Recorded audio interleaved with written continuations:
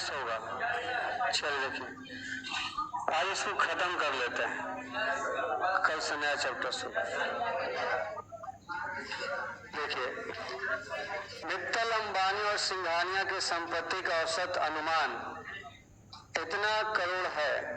सिंघानिया की संपत्ति औसत संपत्ति से उतना ही कम है जितना कि मित्तल की संपत्ति औसत संपत्ति से अधिक है। देखिए देखिए, यहाँ लिखा हुआ है सिंघानिया की संपत्ति औसत संपत्ति से उतना ही कम है। मान लिया जाए औसत ए है, औसत क्या है, ए है, और सिंघानिया की संपत्ति औसत संपत्ति से क्या है, कम है। तो इससे कम है तो आपका एवरेज से कम है। ठीक है, यहां से लाइन समझिएगा, उसके ऊपर समझा लेंगे हम। सिंघानिया की संपत्ति औसत संपत्ति से उतना ही कम है। सिंघानिया की संपत्ति औसत संपत्ति से कम है, और जितनी की मित्तल की संपत्ति औसत संपत्ति से अधिक है। मित्तल की संपत्ति औसत से अधिक है, तो मित्तल बड़ा है, एवरेज कम है, माइनस। यहाँ एवरेज ज्यादा है तो एवरेज माइनस सिंघानिया, आई दोनों उतना ही है, यानी बराबर है।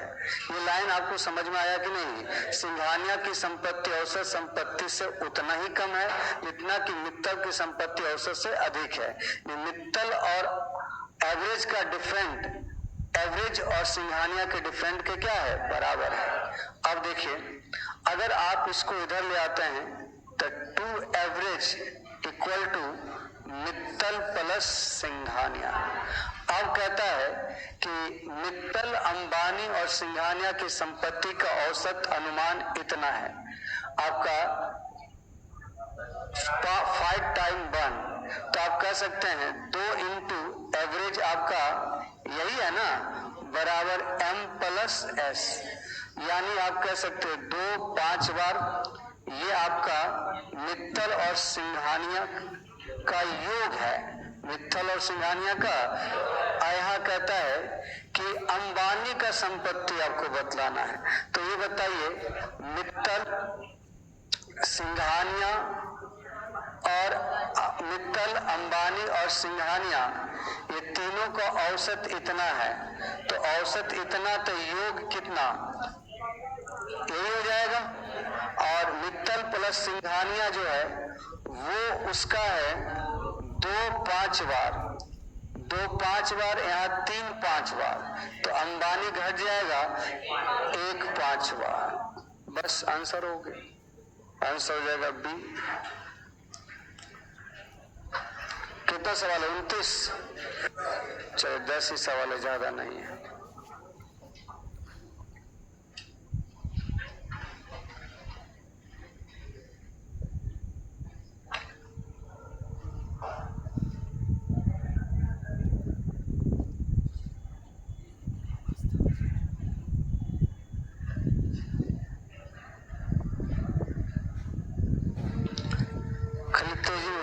समझने में जितना लेट लगाइए, उतारिए तेजी में एकदम, जितना फास्ट लिख सकते हैं लिखिए।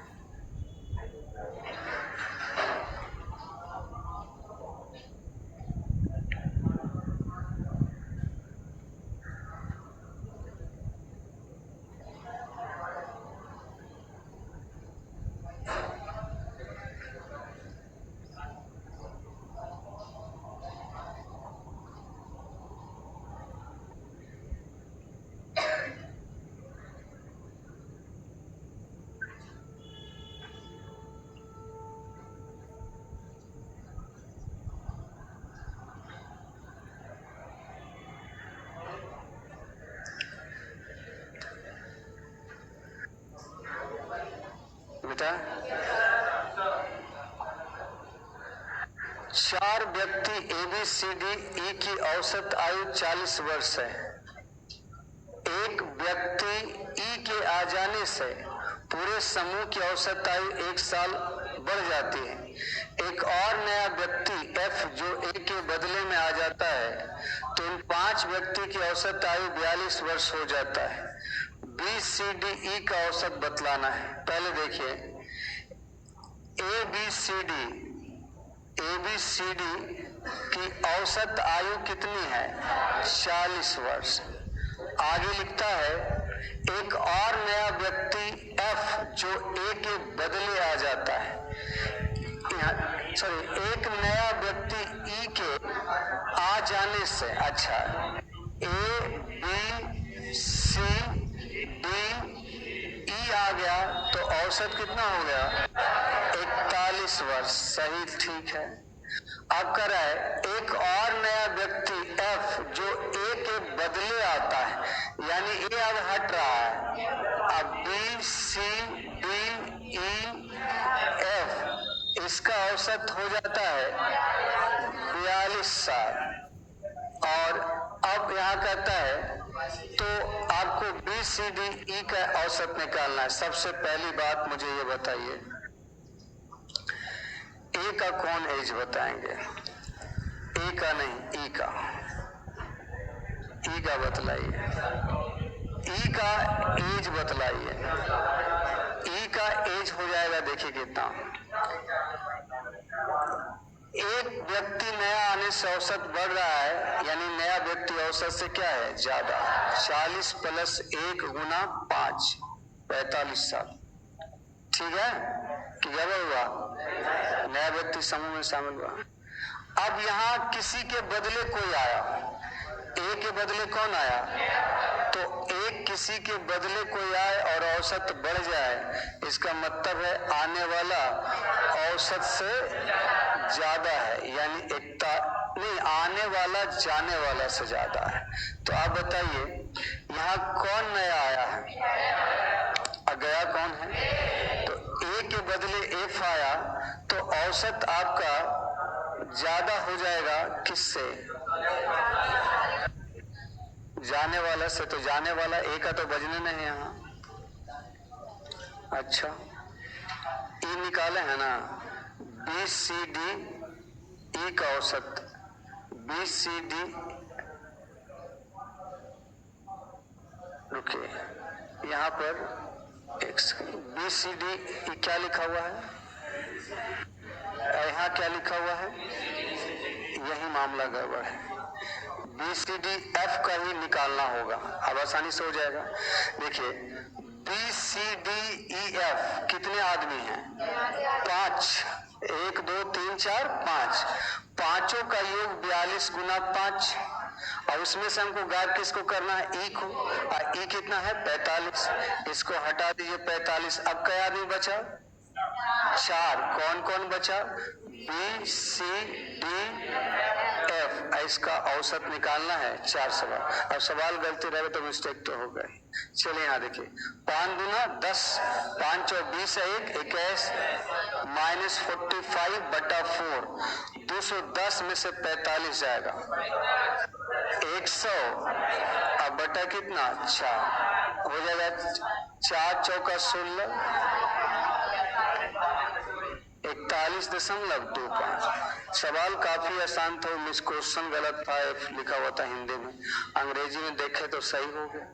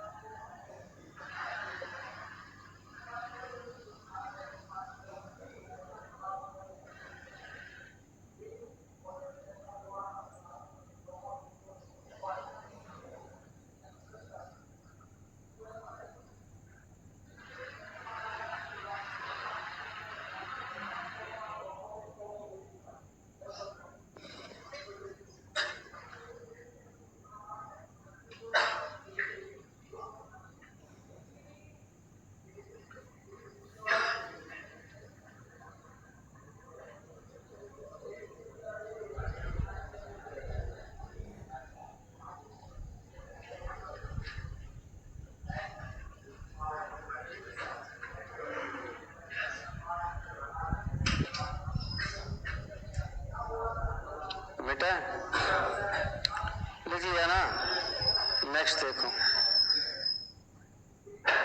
एक क्रिकेट टीम के 11 खिलाड़ियों की औसत आयु 23 वर्ष। समझना लेट से है बट उतारना बहुत तेज है। एक क्रिकेट टीम के 11 खिलाड़ियों की औसत आयु 23 साल है। इस टीम को 3 समूहों में विभाजित किया जाता है और प्रत्येक समूह में 3 सदस्य रखे जाते हैं। इन समूहों की औसत आयु 21 साल, 24 साल और 26 साल है और कैप्टन और सबसे कम एज के खिलाड़ी को इस समूह में नहीं है। कप्तान की आयु सबसे कम उम्र के खिलाड़ियों में से 8 वर्ष अधिक है। कप्तान की आयु बताइए। देखिए, इसका कहना है 11 खिलाड़ियों का टीम है और औसत आयु कितना है, तो इसका मतलब 11 खिलाड़ी का योग 23 गुना 11। बोलो हाँ, 23 गुना 11। ये कितने खिलाड़ी का योग निकाले? 11 खिलाड़ी का निकाला। अब आप बराबर कर लो दूसरी तरह से। करा है इन समूहों की औसत, ये लिखा है इन टीम को 3 समूहों में विभाजित कर दिया जाता है और प्रत्येक समूह में कितना सदस्य? 3। तो 3 सदस्य, 3 समूह में 3 सदस्य, तो 3 3 9 खिलाड़ी हुआ, 2 छूट गया। तो पहले ये एगो है 21 साल का एवरेज लिया है, यानी तीनों का योग 21 गुना 3 और एक 3 समूह वाला का एवरेज कितना है? 24, 24 गुना 3 और एगो एज कितना है? 26 गुना 3। तो ये तो 9 खिलाड़ी का योग हुआ। आई कई खिलाड़ी का योग है, बराबर तभी नहीं होगा। अब क्या क्या क्या बच गया? करा इनमें से किसी भी समूह में सबसे कम उम्र का खिलाड़ी और कैप्टन शामिल नहीं है, तो कैप्टन को बुला देते हैं और कम उम्र का खिलाड़ी बुला देते हैं। कैप्टन की आयु सबसे कम उम्र वाले खिलाड़ी से 8 साल क्या है? मान लिया जाए सबसे कम एज वाला खिलाड़ी का एज कितना है? X। तो कैप्टन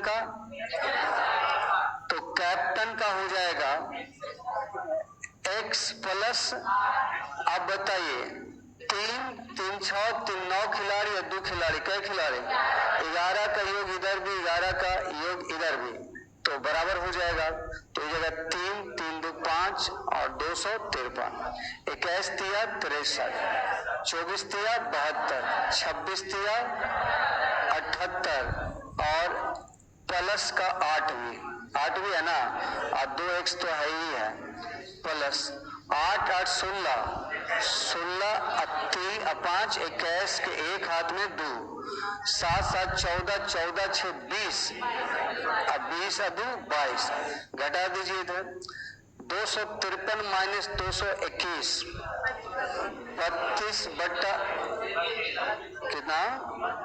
32 बट्टा 2 16। आपसे कैप्टन पूछा 8 साल बड़ा था, 16 और 8 24 साल।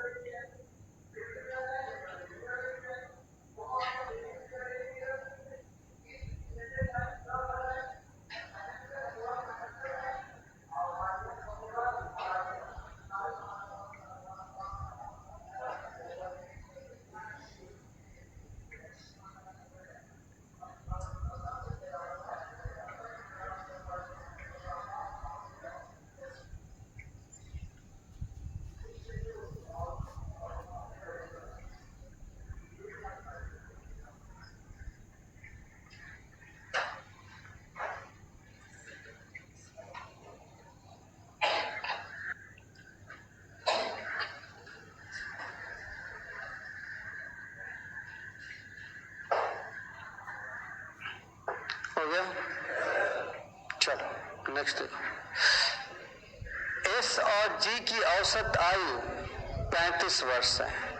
यदि S के बदले M आ जाए तो औसत 32, G के बदले M आ जाए तो औसत 38। D और P की औसत आयु S, G और M की औसत आयु की आधी है, तो इन सभी पांचों की औसत आयु ज्ञात करो। सबसे पहले बताओ S और G की औसत आयु कितना है? योग 70 बोल रहे हैं, कोई दिक्कत? S के बदले M आए यानी S हटेगा और G हटा नहीं है, तो आपका 32 दूना 64। G के बदले M आए यानी G के बदले M आए यानी इस बार G हटेगा, इस बार G हटेगा और S रहेगा और M रहेगा। 38 दूना 76। ये तीनों लाइन यहां तक समझ में आया? बोलो। अब आप मुझे बताओ D और P की औसत आयु, D और P की औसत आयु ये हो गया। D और P की औसत आयु S, G और M की औसत आयु का आधा है यानी इसका 1/2। अब निकालिएगा तब ना। चलिए देखिए, 2 गो S, 2 गो M, 2 गो G, 6 4 10 और 7 21, 105। अब खत्म हो गया सवाल। D प्लस P बटा 2 बराबर S, G, M बराबर 105 अब बटा 6, 2 3 6 और ये आपका, तो D और P का ही तो योग निकल गया, क्योंकि आप निकाल दिए D प्लस क्या P, तो D P का योग 35। S, G, M का योग भी आपके पास है और पांचों का औसत पूछा है, नहीं पता होगा। औसत बराबर योग बटा संख्या, 105 और 35, 140 बटा 5, 28 बचे 140। आंसर बी हो जाएगा।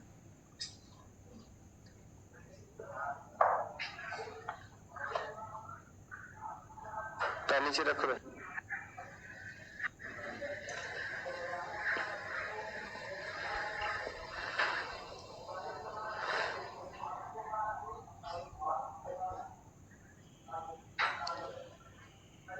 पढ़ना चाहिए एकदम विद्यार्थी जैसा, लेट के पढ़ रहा है तो सुत पढ़, ऐसा नहीं होता है। वैसे नींद आ जाएगा आपको पढ़ना। ऑनलाइन में क्या होता है, यही तो होता है, कोई बोलने वाला नहीं है, लेट के पढ़ रहा है, टांग चादर ओढ़ लिया है मोबाइल के, और क्या होता है, ओढ़ने वाला जो होता है कंबल के अंदर घुस के पढ़ रहा है, वो पढ़ाई हो रहा है।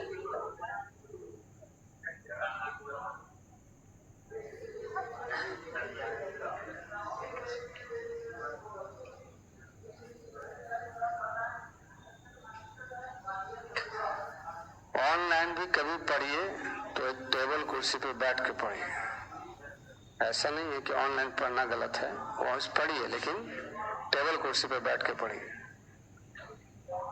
और मोबाइल को कम से कम 2 हाथ की दूरी पर रखिए, नहीं तो आंख बर्बाद हो जाएगा। बेटा इसको लिख लिया। कुल विद्यार्थियों का 1/4 भाग विद्यार्थी कुल अंक का 2/5 अंक प्राप्त करते हैं। देखो, कुल विद्यार्थी का 1/4, आगे देखते हैं 1/8 भाग विद्यार्थी, और विद्यार्थी कितना है 2/5 भाग विद्यार्थी, और कहाँ है विद्यार्थी, और यहाँ 3/4 अंक, वो तो अंक है ना। विद्यार्थी वाला जो डाटा है वो 4, 8 और 5 और लास्ट में लिखा हुआ है शेष।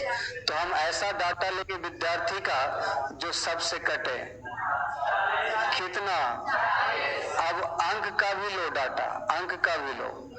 अंक में कितना कितना है, अंक में आपका 5, 4, 5, 5, 4, तो 20 ले लेते हैं, अंक 20 ले लेते हैं।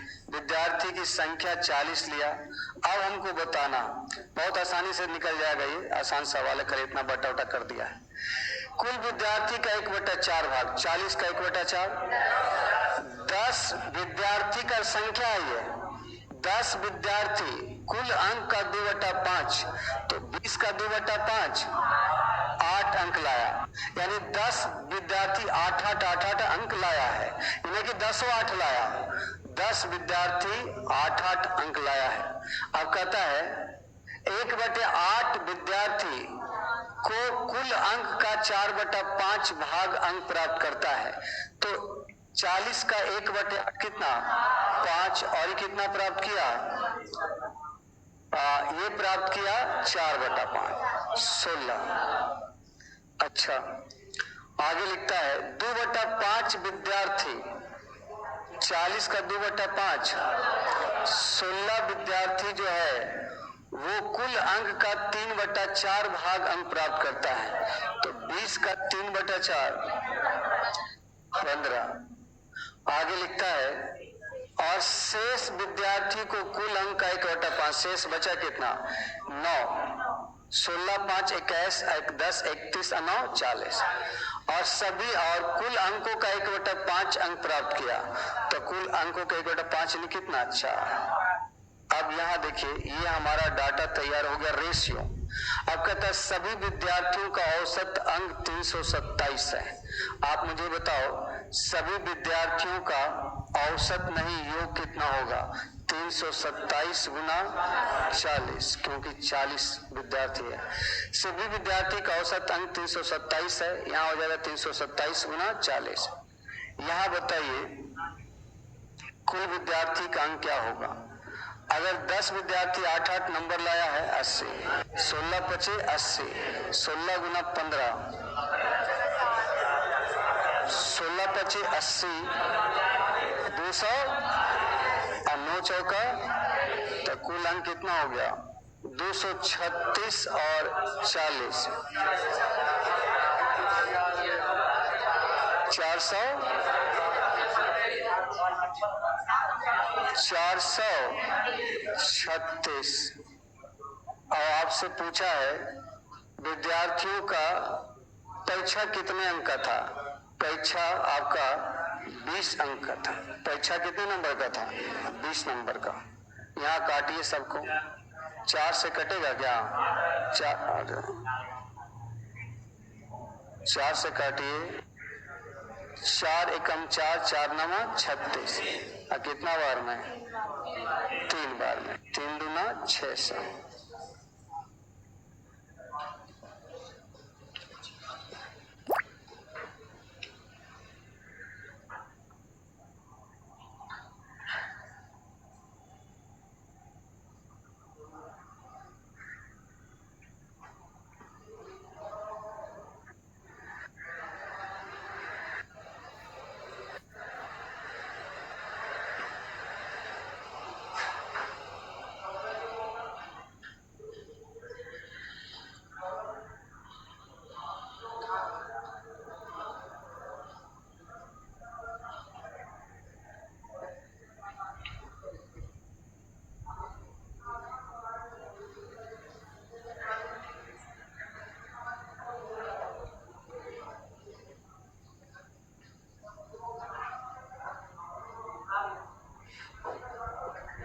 तुम फोटो खींच लिया, लिखा गया ऐसा,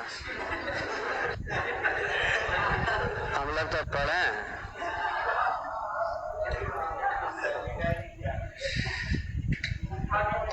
पाँच साल पहले हम भी वही कर रहे थे, जॉब कर।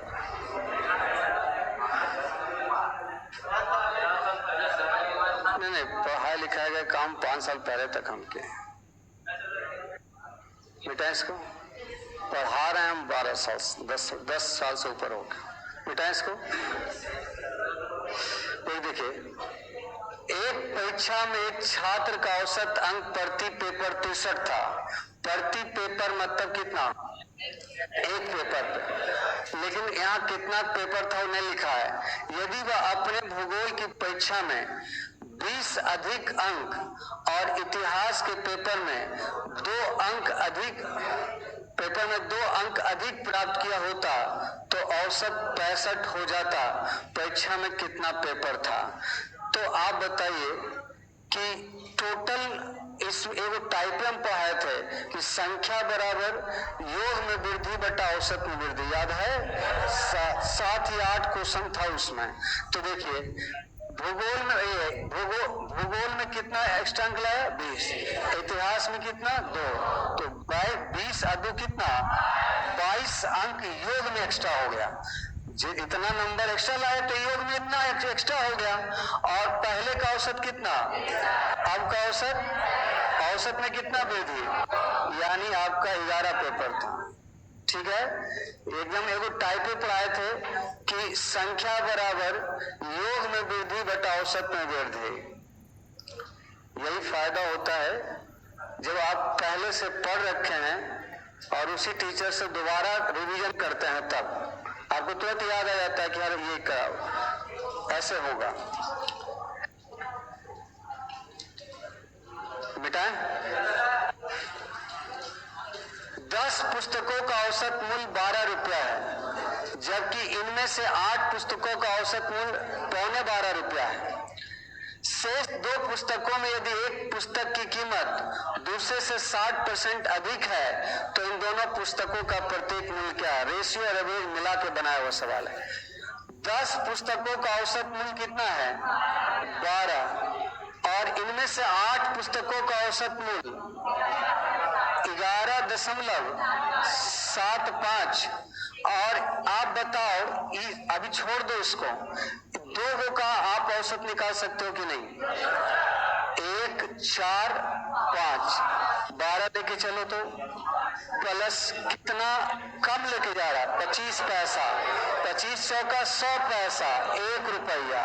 तो 12 1 कितना? 13। अब आपका ये 2 पुस्तक का औसत निकला, तो दोनों पुस्तक का योग कितना होगा? दोनों पुस्तक का योग कितना होगा? तो आप कहेंगे 13 दूना 26। अब यहां देखिए कह रहा है शेष 2 पुस्तकों में यदि एक की कीमत दूसरे से 60% अधिक है, एक का कीमत दूसरे से 60% अधिक है। 60% का मतलब 3/5 अधिक है, 3/5 नहीं है, 3/5 क्या है? तो दूसरी पुस्तक में से लगा हुआ 5 अधिक है 8, लिखता 3/5 है तो 5 तो ये 3, अधिक बोला तो बढ़ा दिए, कम बोलता घटा देते। यहाँ दोनों का योग 26, यहाँ दोनों का योग 13, पहला वाला 8 और दूसरा वाला 5, तो हो गया 13 दूना 26, 8 दूना 16 और 5 दूना 10, एक गुना है। तो आंसर यही होगा, घटाइए इसको, 16 और 10।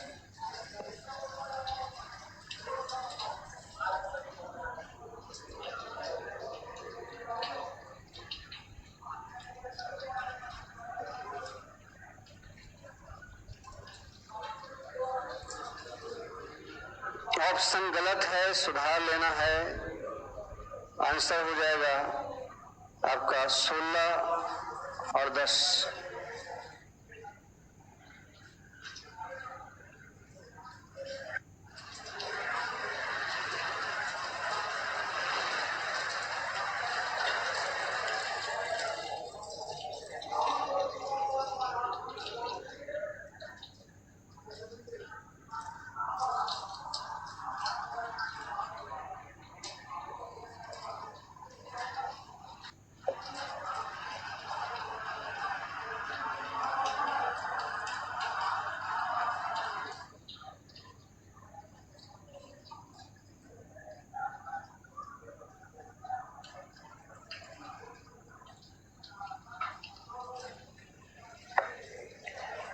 बेटा लिख लिया, आगे देखो। किसी वस्तु की कीमत 2010 से 2011 यानी कै साल? 1 साल में 5% बढ़ा। 2011 से 12 कै साल? 1 साल 8% बढ़ा। 2012 से 13 1 साल कै % बढ़ा? तो कह रहा है 2010 2010 से 2013 तक की औसत कीमत में वृद्धि बताओ। औसत वृद्धि मतलब कुल वृद्धि बटा कुल साल, 3 ही साल है ना, तो आप जोड़िए 8 5 13, 77 और 13 बटा 3, 30%।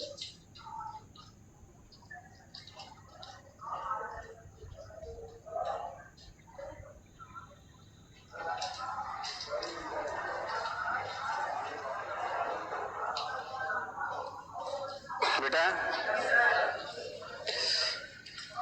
The average arithmetic mean of this equation, equation में है ये, इक्वेशन बराबर लिखा हो रहा था तब।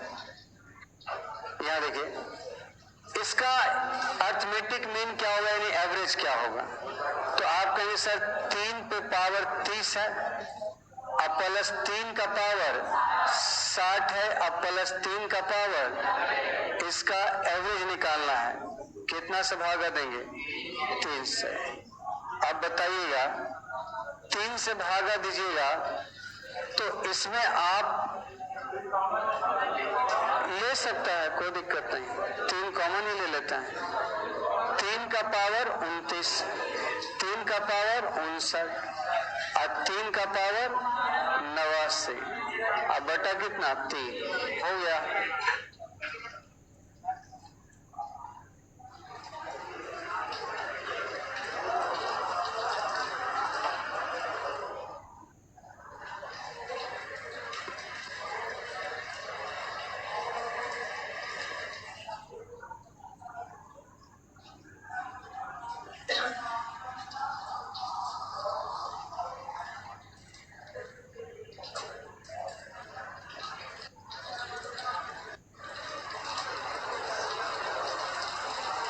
बेटा चलचित्र थिएटर में औसतन प्रतिदिन प्रत्येक थिएटर में 600 दर्शक आते हैं। यदि इनमें से 6 थिएटर बंद हो जाते हैं किंतु थिएटर में आने वाले की कुल संख्या उपस्थिति वही रहती है, तो शेष थिएटरों में से प्रत्येक थिएटर में दर्शकों की औसतन दैनिक उपस्थिति क्या है।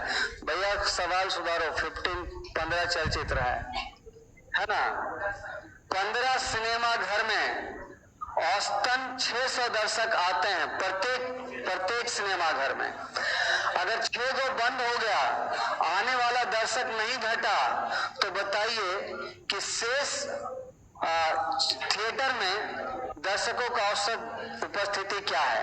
तो बताइए 15 गो सिनेमा घर है और एक सिनेमा घर में कितना दर्शक, तो टोटल दर्शक 15 गुना 600। ठीक लिखे हैं, योग वही है, दर्शक नहीं घटता है, लेकिन थिएटर 6 गो क्या होता है, तो 15 में 6 थिएटर बंद, तो 9 थिएटर में प्रति दर्शक कितना होगा निकाल लीजिए। तो 3 दूना 6 और 3 तिया 9 और 3 पचे 15, 5 दूना 10, 1000।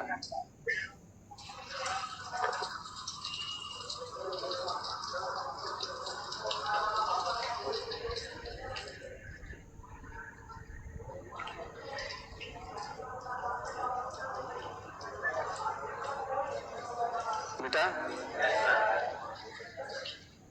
आखिरी सवाल है अपना, किसी को दिक्कत नहीं होना चाहिए, बहुत इजी क्वेश्चन था। यहाँ देखें,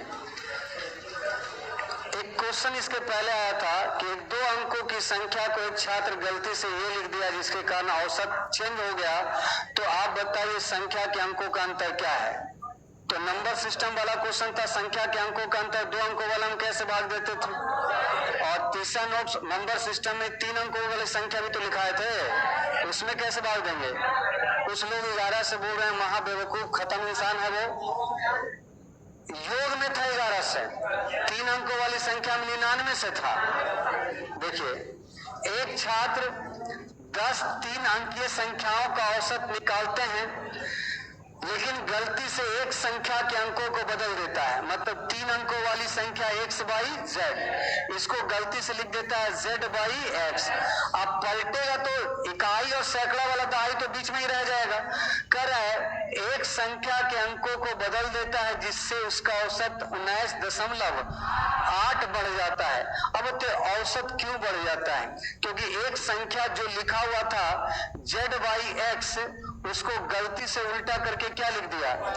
तो संख्या उल्टा लिख दीजिएगा तो या तो घटेगा या तो बढ़ने का मतलब उल्टा करने पर संख्या बढ़ गया होगा और उसके आने से औसत क्या हो गया? बढ़ गया। तो औसत बढ़ा 19 दशमलव कितना? औसत बढ़ने का मतलब है कि हर किसी में 19.8 19.8 19.8 हर किसी में बढ़ाया होगा। तो टोटल वृद्धि कितना किया होगा? तो 19.8 इंटू कितना? 10। योग में वृद्धि इतना। योग में वृद्धि इसलिए इतना हुआ क्योंकि संख्या था ये और गलती से लिख दिया ये। तो आप बताइए इन दोनों का अंतर ही आपका वृद्धि कहलाता है। वृद्धि या कमी क्या कहलाता है? अंतर। तो आप बताइए आपको नोट्स पढ़ाए थे कि 3 अंकों की संख्या के अंकों को पलट दिया जाए तो प्राप्त नई संख्या और मूल संख्या का अंतर में 99 से भाग देने पर इकाई और सैकड़ा के अंकों का अंतर प्राप्त होता है। तो ये आपका यहाँ से कट जाएगा और ये आपका कितना हो जाएगा? 2। इतना जल्दी भूल जाते हैं, कैसे एग्जाम पास करिएगा?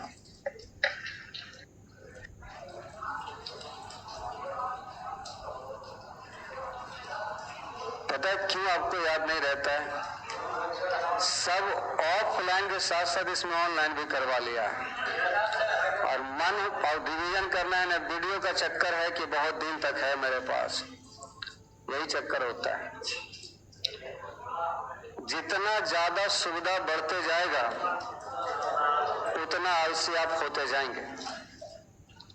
पहले के जमाने में लोग ज्यादा सफल होते थे, आज के जमाने में विद्यार्थी कम है, विद्यार्थी बहुत ज्यादा है, असफलता बहुत कम है, लेकिन टीचर ज्यादा सफल हो रहा है। उसके पास पैसा बढ़ते जा रहा है, स्टूडेंट की संख्या बढ़ते जा रहा है और वो पढ़ता लिखता है नहीं, खाली वीडियो के चक्कर में 10 गो कोर्स खरीद लेता है और एगो को बढ़िया से पढ़ना नहीं। चलिए खत्म करें, पानी भी बहुत तेज पड़ रहा है। क्या बताएं? बिहार एसएससी के बारे में तो बहुत सारा बता दिया होगा।